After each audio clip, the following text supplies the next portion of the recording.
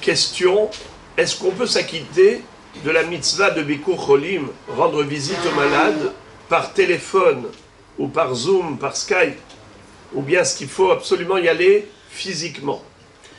Alors d'abord rappelons la source, la référence de cette mitzvah de Bikur Cholim. On retrouve dans Masechet Sota, Daf Yud Dalet, il est écrit ainsi: Amar Rabbi Hama Barbi Hanina, Maï dirtiv Achare Hashem Elokechem telechu, Vechi efshar lo la'adam le'alech achar hashechina. La Torah nous demande de marcher dans les voies d'Hachem et de le suivre, de marcher après Hachem. Est-ce que c'est possible?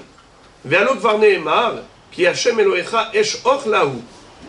Akadosh Baruch Hu, comme il a été comparé à un feu flamboyant, comment est-ce qu'on peut aller après la Shechina?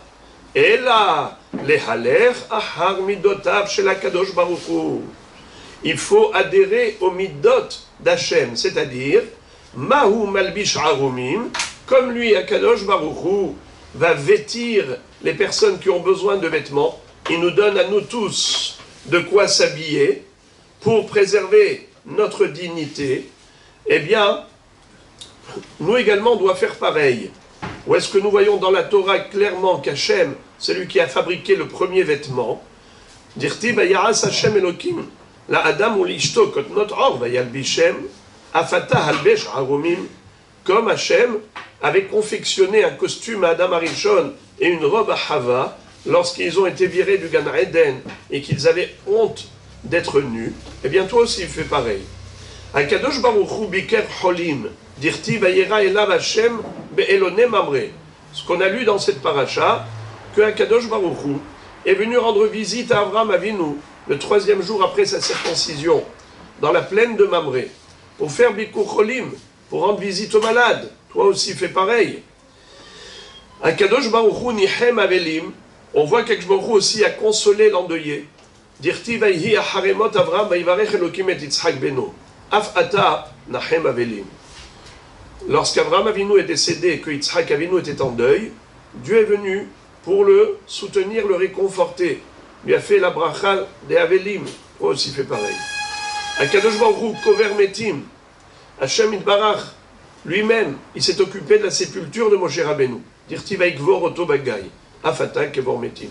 Toi aussi, occupe-toi de permettre à toute personne d'avoir leur dignité préservée en s'occupant de leur sépulture et de s'assurer qu'ils aient en effet une sépulture digne. Alors, voilà, on a appris la mitzvah de Bikur Cholim. Question, est-ce que c'est Minatora ou Miderabanan? C'est une mahloket entre les Rishonim. Est-ce que vraiment ça c'est un devoir de la Torah, une obligation d'aller rendre visite aux malades? Ou bien est-ce que c'est juste d'institution rabbinique? Même ceux qui pensent que c'est juste une mitzvah rabbinique, des Rabbanan, mais lorsqu'on y va, alors on accomplit évidemment la mitzvah de Ve'ahavta lere'acha kamocha. Tu aimeras ton prochain comme toi-même. N'est-ce pas? Quelqu'un qui est seul, quand il est malade, il a bien besoin de réconfort, eh bien, toi aussi, fais-le. Alors maintenant, pour revenir à notre question de base, est-ce qu'on peut s'acquitter de cette mitzvah par téléphone? Eh bien, il faut d'abord savoir quelle est la raison de cette mitzvah. On a trouvé 3 principaux objectifs à cette mitzvah de Bikur Cholim. Premièrement, ce que nous dit la Gemara dans Masechet Nedarim Daf Mem, que Rabbi Akiva avait un élève qui était malade, et lorsque Rabbi Akiva est venu le voir, il a vu que la situation était terrible. Ça veut dire que personne n'avait fait le ménage, ce garçon était seul, et il y avait de la poussière de partout, c'était dégoûtant. Qu'est-ce qu'a fait Rabbi Akiva? Tout de suite, il a pris le balai, il s'est mis à nettoyer, à aérer, à faire en sorte que vraiment ce soit agréable. Alors l'élève lui a dit: Rabbi Ehyetani, mon maître, tu m'as fait revivre. Rabbi Akiva est parti au Beth Midrash et il a dit: Yatsa Rabbi Akiva vedarash, Kol she'eno mevaker et achole, ki'ilu shofer damim. Tout celui qui ne va pas rendre visite aux malades, c'est comme un assassin. Parce que, de manière passive, on laisse la personne dépérir. Parce qu'il y a des besoins matériels. et personne ne s'en rend compte si on n'est pas là pour le voir. Deuxième raison de cette mitzvah, c'est de prier pour la personne. Quand la Gemara, toujours dans Nedarim Daf Mem, elle dit que celui qui va aller rendre visite au malade, il va constater sa situation, il va voir sa douleur, il va compatir avec sa souffrance, il va prier pour lui. Et ce n'est pas pareil lorsqu'on entend que quelqu'un est malade, et lorsqu'on voit comment il souffre, c'est pas du tout la même chose. À ce moment-là, il y a une prière qui sort du cœur. Tu partages la douleur de l'autre. Et également une autre raison, c'est qu'il y a un réconfort psychologique. Quand une personne, tu parles avec elle, et tu viens jusqu'à chez elle, et tu lui montres que, Béhémet, tu as de la considération pour elle, elle est importante à nos yeux, et on lui parle, et ça lui donne un réconfort moral, et comme il est écrit dans le Passouk, un homme, si moralement il est fort, il peut combattre la maladie. C'est ce qu'on appelle un phénomène psychosomatique. Lorsqu'une personne, elle est psychologiquement forte, et bien même physiquement, elle arrive à avoir des immunités, comment on appelle ça, un système d'autodéfense qui se manifeste, et elle peut comme ça évacuer la maladie. Alors par rapport à toutes ces raisons, je résume, aider et soutenir physiquement, matériellement, la raison de la prière, le réconfort psychologique, eh bien, au travers du téléphone, on a au moins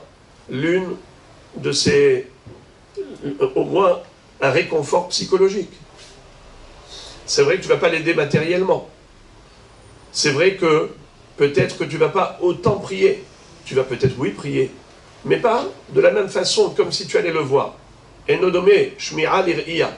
Mais quand même, quand il te parle au téléphone, tu l'entends gémir, tu l'entends souffrir, surtout si c'est en Zoom, en Skype, et tu vois la personne comment elle est, eh bien à ce moment-là, ton cœur s'ouvre et tu vas prier. Donc, c'est mieux que rien. C'est sûr que ce n'est pas une mitzvah parfaite, comme si on allait se déplacer pour aller voir le malade lui-même, mais déjà, on a fait quelque chose. Au moins, la personne, elle se dit, tiens, on pense à moi. Et je vais vous faire sourire.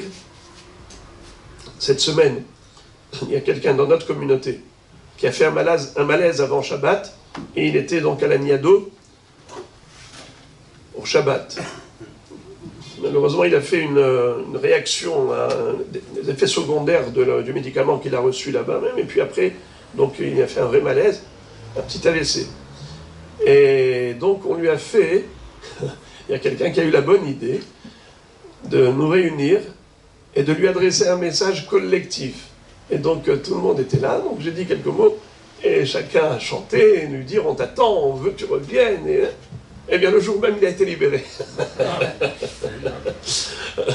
Il m'a dit qu'il était en larmes, et il a envoyé à toute sa famille. Et on lui dit quoi, tellement les gens t'apprécient. Eh bien ce réconfort-là moral donne des forces, et tout de suite la personne, elle se remet sur pied. Et on peut beaucoup développer ce sujet, mais en tout cas, voilà, que Akadosh Baruch Hu guérisse tous les malades et qu'on n'entende que de très bonnes nouvelles.